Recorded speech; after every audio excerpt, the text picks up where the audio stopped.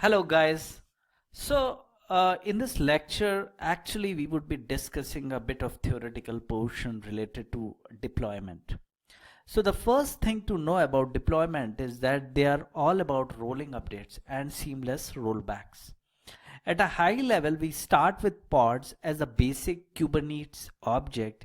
We wrap them in replica set for scalability, resilience, and desired state. Then we add a deployment for rolling updates and simple rollbacks. The next thing to know is that they are fully fledged objects in the Kubernetes API.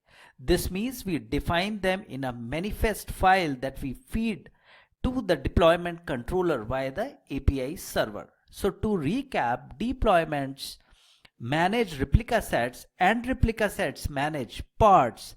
Throw them into a pod and we have got a great way to deploy and manage Kubernetes app.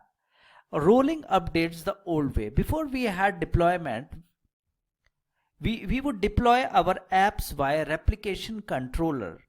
To update the app, we would create a new replication controller with a different name and a different version label. Then we would do a kubeact1 rolling update and tell it to use the manifest file for the new replication controller.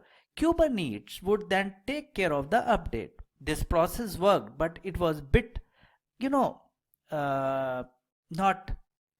scalable, So for one thing, it all handled on the client instead of all the control panel. Also, rollbacks were a bit basic and there wasn't proper order trailing. Now, rolling updates with deployments. Deployments are better. With a deployment, we create a manifest file and post it to the API server.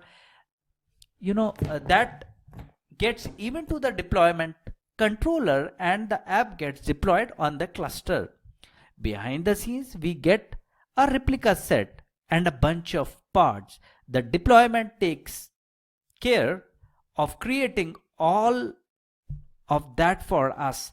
That means we get all of the replica set goodness such as background loops that make sure current state matches desired state, etc.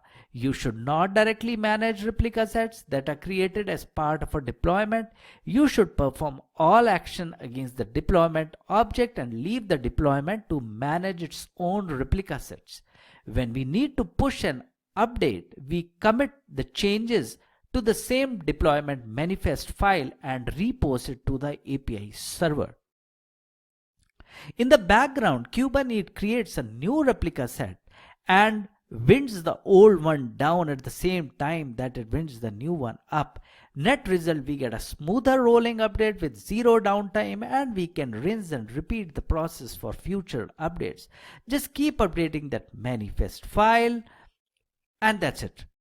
Now, the first is the initial deploy to the cluster and the second is an update.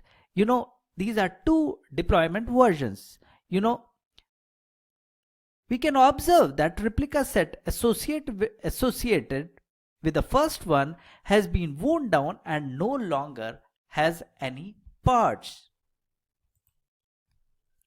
So replica set, associated with the second one is active and owns all the parts. So let's talk about rollbacks. The old replica sets stick around and don't get deleted. They have been worn down, so aren't managing any pods, but they still exist. This makes them a great option for reverting back to previous version. The process of rolling back is essential the opposite of a rolling update. We wind one of the old replica sets up and wind the current one down. Simple.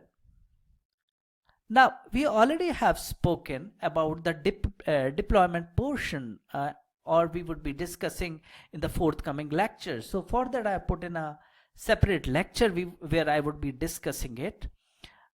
So in terms of theory, I think that's it we have, for this lecture. We will continue with the next lecture on the next subtitle. Thank you very much.